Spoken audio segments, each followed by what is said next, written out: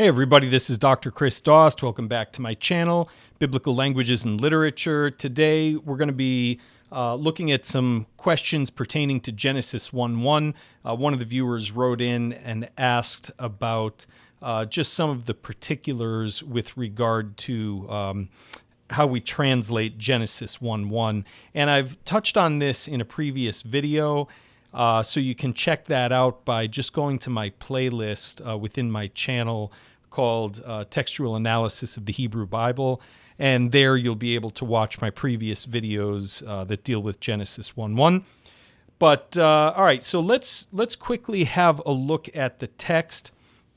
So Genesis 1:1, it says in Hebrew, in the Masoretic text here, Bereshit bara Elohim et hashmaim ve'et haaretz. Bereshit bara Elohim et hashamayim ve'et haaretz. Bereshit bara Elohim et hashmaim ve'et haaretz. Okay, and so as you can see down below, the ESV has, in the beginning, God created the heavens and the earth, and that's what you'd find in most traditional translations. So in the beginning, comma, God created the heavens and the earth, period.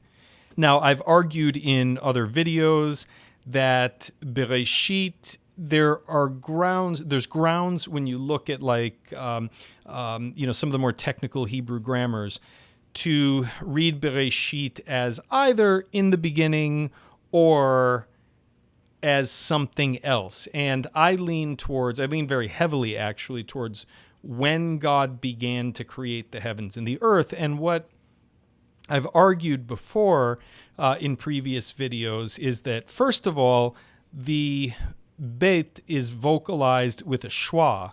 And so if you wanted to say in the beginning, it would be Bereshit with a long A.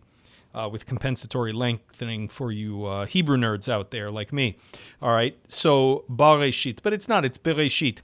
Nevertheless, there are exceptions in Hebrew, pardon me, where you can vocalize without the article, but the article is still understood. And so on its own, it doesn't prove anything. But what is most clear here is the beginning of the second clause, where it begins with the vav plus a noun, v'haaretz, and the earth was. So this is indicative of a subordinate clause. So instead of having the vav plus the verb first, we have vav plus a noun, and that would suggest that this is a subordinate clause. Okay? And in fact, everything in verse 2 is subordinate. And you'll notice, as I've pointed out in other videos, that verse 3, here we'll get the 3 in there for you, begins with vav plus the verb rather than vav plus the subject. Okay, there you go. I'll put the analysis up there for those of you who are learning to parse Hebrew verbs there. All right. And so that indicates, these factors together indicate that verses 1 and 2 really form one complex sentence, not two. Okay? And so that is why you'll see in certain translations, like let me just flip over to, I think just off the top of my head, the New Revised Standard Version here. Let me, of course, I can never find it. If anybody at Accordance is watching, we really need to get these alphabetized here. Okay, I need to be able to find the NRSV quickly.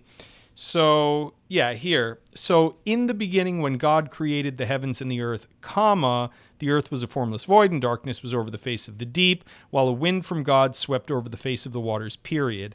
And that is how I believe it should be understood. I would just modify the translation or simplify it to say, when God began to create the heavens and the earth, comma, not in the beginning when. Okay, I think what's going on here is that there's a hybrid approach going on where the translators of the NRSV wanted probably, and argue with me if you think I'm wrong on this, but probably really for marketability and for financial reasons to have the phrase in the beginning in there, because someone opens to a Bible and it doesn't say in the beginning, they're not going to want to use it if they're a conservative in any way, or a traditionalist. And so, right, wrong, or otherwise, they put in the beginning in, even though it's unnecessary. If there's another reason for it, feel free to post your opinions in the comments below. All right, now, so Genesis 1:1, according to the Masoretic text, when God began to create the heavens and the earth was, and so on. Okay, now looking over at the Septuagint.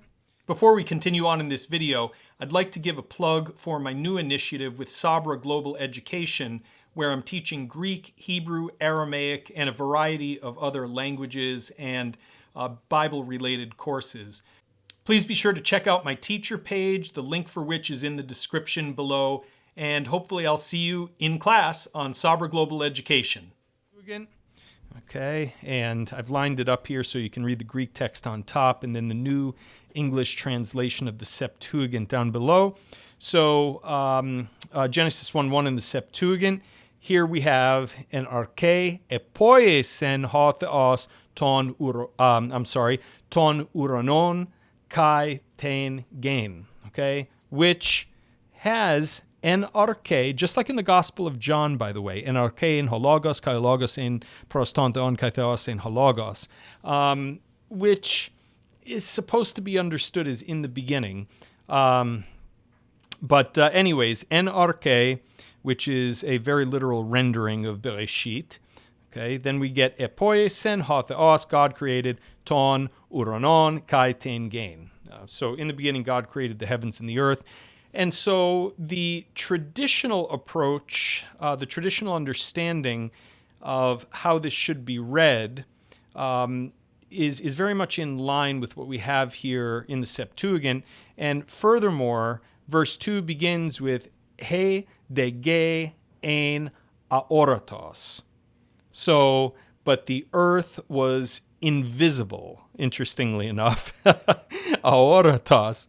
Okay, the earth was invisible and unformed. Darkness was over the abyss, and so on and so forth. Okay, but the Septuagint, based on the syntax here, clearly understands Genesis 1:1 and Genesis 1:2 as two separate clauses. Okay, now we go over to the Targumim, and here I have Targum Onkelos with a translation down below. And so we get Bekadmin bara Adonai, Yat Shmaya, V'yat Ara. Okay, so in former times, Bekadmin, let me highlight it for you, Bekadmin, bara Adonai, the Lord created, Yat Shmaya, the heavens, V'yat Ara, and the earth. Now notice the syntax here. Ve'ara havat tzadiyah ve'rokanya. Okay? And the earth was desolate and empty. And the earth was desolate and empty. And so this follows, the Targum here, Targum Onkelos, follows the word order of the Hebrew here. Now, what's interesting is that in the Targumim, the word order is not as significant as it is in biblical Hebrew and classical Hebrew, and so we can't make too much out of that. The Targum Onkelos, like the other Targumim, are generally want to follow the Hebrew text literally, and so we just can't make too much out of the word order in the Targum. They're mimicking the Hebrew, but to have verse 2 in the Aramaic begin with a vav plus a subject, then followed by the verb like the Hebrew does, it just doesn't mean in Aramaic what it means in Hebrew. So Aramaic has different syntax from Hebrew, and so we can't make anything out of that. Okay, but you'll notice that in the translation, so the Targum English translation for Accordance Bible software that I worked on with Eldon Clem, Eldon was the translator here, and he goes with, in former times, the Lord created the heavens and the earth. Obviously, Bekadmin, the Aramaic gets around the definite article issue because they translate Bereshit in former times. Now, it is interesting that they do not translate it with in the beginning. in the beginning. They translate it with in former times, and that gives us some insight into this early Common Era understanding of what Genesis is saying. So you can use the Targum here to make the case that at least some within Judaism did not understand Bereshit to mean in the beginning, because they go with in former times. Okay? So we can talk more about that. If you have questions on that, leave that in the comments below. All right, so now let's just glance over at Targum Neofiti really quickly. So Targum Neofiti has Milkad Min B'chokhmah, from former times. Eldon goes with, interestingly enough, with from the beginning, from former times, B'chokhmah, with wisdom, Bara Adonai v'shachlel, the Lord created and finished, Yat Shmaya v'Yat Ara. So there's a bit more interpretation infused into Targum Neofiti here than we get in Targum Onkelos. But from the beginning, or from former times, with wisdom, the Lord created the heavens and the earth. And you can see here in the comprehensive Aramaic lexicon that Milkad Min can mean from the beginning, originally, of old. So there's different ways to render it here. Now, interestingly, back in Targum Onkelos, we just get Kadmin, and according to the Targum comprehensive Aramaic lexicon, I mean to say that it just means previously. B'kadmin, at first, you can see down there. So this idea that Bereshit means in the beginning, well, not necessarily. Now in Targum Pseudo-Jonathan, we get the phrase min aula, which means at first, original condition, it's put here. So this could legitimately be translated as in the beginning. So let's look at the text here. We get min aula, from the beginning, at first, bara Elohim. Now notice we actually have the Hebrew term Elohim here, but the hey is substituted out with a kuf for the sake of piety. So God created min aula bara Elohim yat shmaya v'yat ara. And so it is a pretty literal translation of Genesis 1:1. But what I'd like to do now is just take a few minutes to look at how Rashi deals with this. And since most people are not able to read Rashi in the original, we'll just look at it via the JPS Commentator's Bible. Okay, so let's have a look at what Rashi says. So it begins with when God began. Notice not in the beginning God. And we're not going to be concerned with the first part of the commentary here. Part of this is theological and not pertaining to the philological issue that we're interested in. And so he continues here in this next section to, again, theologically discuss what it means when God began to create, Bereshit bara Elohim.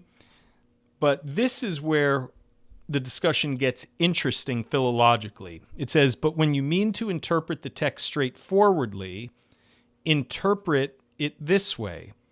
Now, straightforwardly, we use the Hebrew term peshat, which means it's wrongly translated literal.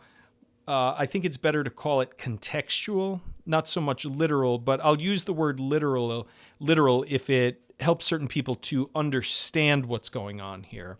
So, in other words, a non-theological, a non-homiletical approach, okay, just straightforwardly interpret it this way.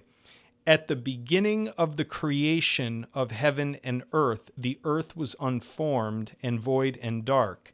Period. God said, let there be light. The text is not saying that heaven and earth were created first. If it were, it would have to say, like I said earlier, Barishonah, which is how you say in the beginning in biblical Hebrew.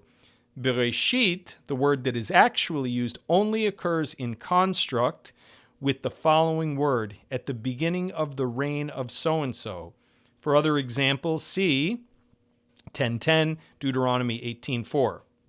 Here too, the text must be understood as if bara were a gerund, not a past tense. Let me scroll up. So, at the beginning of God's creating. For a similar Hebrew grammatical form, see when the Lord first spoke to Hosea, Hosea 1:2. More literally, at the onset of the Lord speaking with Hosea. Now he goes on to say, notice that that phrase is immediately followed by the words the Lord said to Hosea. If you insist that our verse is saying heaven and earth were created first, you would have to assume that there is a missing word. At the beginning of everything, God created the heavens and the earth. We do find examples of this. You can look at those yourselves. And then he continues, but if this is what you think in our case, what about the water which already exists in verse 2? For we are never told that the water was created. So it must have preceded the creation of the earth and of heaven too, according to our sages who say that heaven, Shemayim in Hebrew, was created from a combination of fire and water, Esh and Mayim. You are therefore forced to admit that our verse says nothing about what was created when. Now, the reason I bring this up is because Rashi wrote this the better part of 1,000 years ago. So some today are inclined to see this alternative translation that I'm proposing, and it is not my original interpretation or a translation that I personally came up with. This is a legitimate translation tradition that goes back to the time of Rashi, but it even predates Rashi, and we get allusions to that within the Targumim themselves, because the Targums are not providing a translation that clearly says in the beginning. It seems to say from former times, way back there in the past. And so those who insist that Genesis 1 is talking about the creation of everything have to reckon with the text. And there's 2,000 years worth of interpretation that also needs to be accounted for. And if we're going to disregard the 2,000 years of interpretation that we get from Rashi and from the Targumim, and there's certainly more out there, which I'm not touching upon in this video, we have to be able to explain why. Because the biblical text does not clearly say what the King James or what the ESV says. In the beginning, God created the heavens and the earth, period. The reading, in my opinion, in light of all this, is that it should read, when God began to create the heavens and the earth, comma. Now, please be sure to leave your comments below, any questions you may have. I'm happy to produce another video if it's helpful. Now, before we go, if you're interested in studying Hebrew or Aramaic, either in a group class or private lessons, please reach out to me, chris@sabraedu.com, chris@sabraedu.com, and I'm offering a lot of different courses in Greek, Latin, Arabic, Hebrew, Aramaic. It's probably stuff I've left out there, Spanish. So if you're looking for group classes in any of these languages or private lessons, please feel free to reach out to me there. And I will see you next time. All right, take care, everybody. Bye-bye.